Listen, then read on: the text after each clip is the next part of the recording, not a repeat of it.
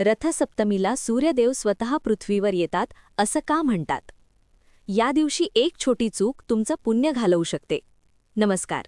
आजचा हा व्हिडिओ शेवटपर्यंत नक्की पहा, कारण आज आपण जाणून घेणार आहोत रथसप्तमीचं गुपित, महत्त्व, पूजाविधी, फायदे आणि कोणत्या चुका टाळल्या पाहिजेत, सर्व काही सविस्तर. रथसप्तमी म्हणजे काय? रथसप्तमी हा हिंदू धर्मातील अत्यंत पवित्र सण आहे.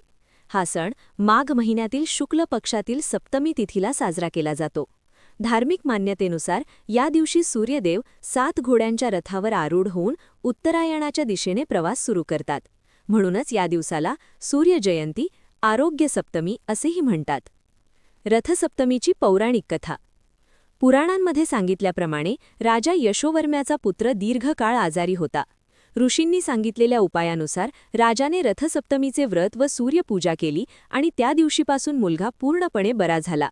तेव्हापासून रथसप्तमी ही आरोग्य देणारी तिथी मानली जाते.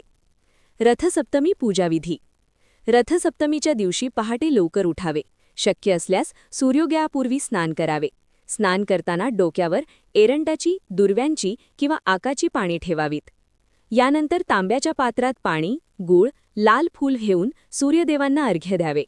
मंत्र ओम सूर्याय नमः किंवा आदित्य हृदय स्तोत्र. नैवेद्य व दान. रथसप्तमीला गूळ तिळाचे लाडू, खीर यांचा नैवेद्य दाखवावा. दान गूळ, तीळ, धान्य, वस्त्रदान केल्याने पापक्षय होतो आणि सूर्यकृपा प्राप्त होते.